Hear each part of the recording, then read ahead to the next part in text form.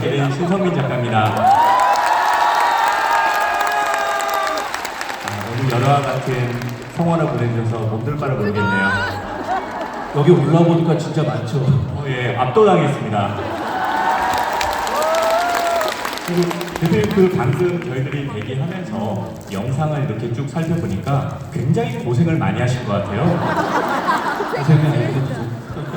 근데 뭐 고생을 했다기보다는요, 이게 그 나오는 시간들이 우리 모두에게 다 어려운 시간이었던 것 같습니다. 국민 여러분께서 고생 많으셨고 또 정치인으로서 그걸 좀 덜어드려야 되는데 오히려 죄송한 마음입니다. 사실 저희들하고는 이제 10년 정도 터울이 있는데 공교롭게도 지금 김준호 대변인님과 그리고 류재하 변호사님 그리고 저는 모두 80년대에 태어난 사람들입니다. 저희들 같은 경우에는 사실 정치를 이념적으로 접근하진 않습니다. 뭔가 우리의 일상을 그리고 지켜주고 문제를 해결해 줄 수 있는 그러한 역할을 기대하는데 지금 그러한 문제 해결 능력을 정치권이 가지고 있는지 그게 궁금하네요. 그러진 않은 것 같은 게요.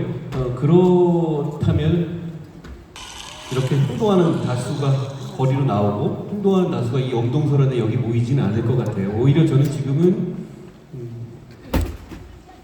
누가 뭐 보수의 위기다 이런 얘기 하잖아요. 보수의 위기 아닙니다. 보수는 잘못한 게 없어요. 보수 정치인들이 잘못하고 있을 뿐이에요. 저를 그렇게 생각합니다. 지금 결국은 국민들이 정치권에 뭔가 가르치고 있는 시대다라고 생각해요. 그러니까 말씀하시는 그런 실용적인 문제를 해결하지 못하고 있는 점에 대한 불만들이 양진영 모두에서 쌓여가고 있다고 생각해요. 예, 실제로 그 80년대 아까 광주 말씀을 하셨잖아요.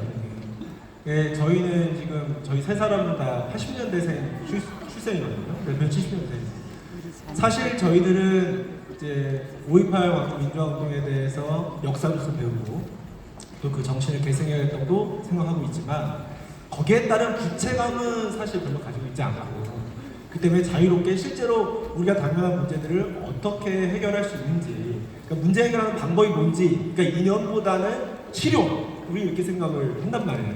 그게 이제 제가 기억하기로 X세대 형님 누님들 서태지와 함께 기라성같이 등장했던 형님 누님들 세대 때부터 사실 그런 어떤 분위기를 우리가 세례를 받고 커왔는데 근데 지금 정치권의 어떤 주류라고 할 수 있는 586 그건 이제 여야 양분하고요. 586 기득권 세력들은 어떻게 보면 좀 쉽게 어떤 구체감에 근거해서 이념이라는 구호에 근거해서 정치를 해오신 것 같아요. 근데 지금 우리가 청년 세대들이 당면한 문제들을 해결하기 위해서는 결국 실력이 중요하고 실용이 중요하고 유능함이 중요한데 그런 부분에 대해서 정치권도 어떻게 보면은 그런 차원의 접근을 하기 위해서 좀 세대 교체가 필요한 건 아닌가. 그래서 저희 그렇죠. 그래서 이제 저희도 언더 73이라는 걸 한번 사실 세대 교체라는 기치를 들고 싶었거든요. 또 그 기수가 한동훈 대표님이라는 생각을 했고요.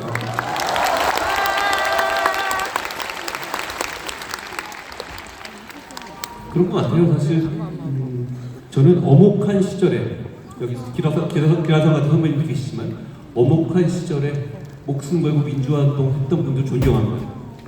그런데 그게 몇십 년 거치면서 계속 훈장처럼 그걸 청구서처럼 내미는 식으로 정치하고 그렇게 기득권을 계속 차지하는 것에 대해서는 동의하지 않아요. 그러니 그 불체의식을 떨쳐낸 세대가 새로운 페이지를 열어야 한다라고 저는 생각한다요. 여러분 같은 분들이시죠. 저는 제 스스로도 어떻게 보면 그 세대의 맏형격이긴 하지만 80년대생 그리고 어떻게 보면 90년대생, 2000년대 아까 오셨던 분들 같은 경우는 말씀 정말 잘하시잖아요. 정치적으로 깨어있고 나라를 사랑하고 무엇인가를 뭘 해야 될지 아는 분들 그리고 뭘 해내기를 바라는 분들을 나온 평생을 지원할 거라는 약속도 드리고 싶어요.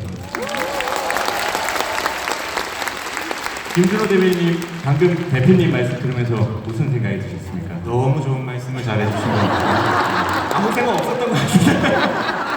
잠깐 딴 생각을 하고 있었는데 사실 오늘 여러분들 지금 2시간 넘게 진행되고 있는데 많이 지루하진 않으신가요?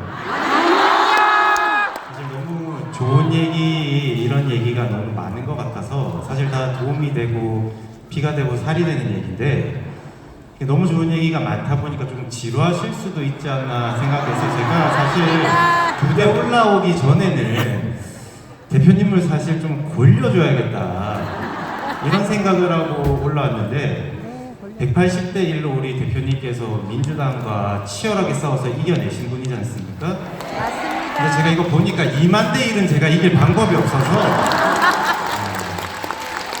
대표님 하는 말이 다 맞습니다, 그렇죠? 사실 본론으로 돌아와서 요즘 저 같은 세대, 저 이제 아이들을 키우고 이제 그렇게 이제 힘들게 살아가고 있는데 이재명 대통령의 부동산 정책을 봤었을 때 우리 대표님은 어떤 생각이 드나? 저 집 없어서 지금 너무 서럽거든요. 네, 저 잠실 살고 싶어요. 부동산 정책 한번 말씀해 주십시오. 부동산 정말 어렵습니다. 부동산을 가격을 잡는 거는 주가 6,000포인트 하는 것보다 더 어려운 일이에요. 그러니까 우리가 일단 지금 같은 시대 상황에서 현재 기준에 출발해서 부동산 정책은 어렵다는 걸 인정하고 들어가요. 그런데 이런 부동산 정책을 하는 데서 정말 필요한 건 뭐냐면 정부의 신뢰입니다. 정부 관계자가 한 말이 지켜주고 적어도 이 기준에 따라 움직일 것이니까 여기에 맞춰서 살아내라 라는 약속이 중요해요. 그런데 이재명 정부의 가장 큰 문제는 그게 매번 바뀝니다. 그리고 그 매번 바뀌는 정도가 아주 극단적으로 널뛰기를 해요. 저는 이게 가장 최악의 부동산 정책이라고 생각해요. 맞습니다. 부동산 가격을 어떻게 잡겠다. 답. 자, 뻔합니다. 수요 아니면 공급 아니에요? 다른 방법 있습니까? 그런데 그 얘기를 할 때 일관성을 가지고 각자의 가게에서 각자의 청년들이 거기에 맞춘 인생 계획을 할 수 있게 해줘야 돼요. 그런데 어느 순간 갑자기 필 받으면 확 바뀌고 이런 거잖아요. 이렇게 되면 정보의 불균형이 생기고 이걸 먼저 한 사람들은 이득을 보고 나중에 안 많은 사람들은 끌려가게 되는 거예요. 저는 제가 11호 부동산 정책을 강력하게 앞장서서 비판을 했던 거 기억하세요? 네. 공탄에 가서도 그랬죠. 그런데 문제는 이재명 대통령이 대선에 출마할 때 절대 이렇게 안 하겠다고 했거든요. 수요 그리고 대출 규제 안 하겠다고 했어요. 그런데 확 바뀌었죠. 그런데 지금 와서 또 1월에는 뭐라고 했죠? 대대적인 공급 대책 내놓겠다고 했죠. 그런데 그게 와서 지금은 더 고를 내고 있어요. 왜 자기가 화를 냅니까? 자기 말대로라면 11호 정책이 성공했어야 되는 거 아니에요? 근데 왜 자기가 화를 내고 있죠?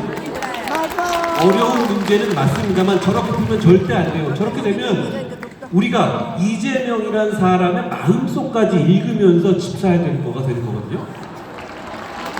저는 결국은 부동산 정책 대단히 어렵습니다. 그러니까 우리가 정부 섹터에서 할 일은 일관성입니다. 지금은 그건 먼저 갖춰야 한다는 말씀 드리고 싶어요.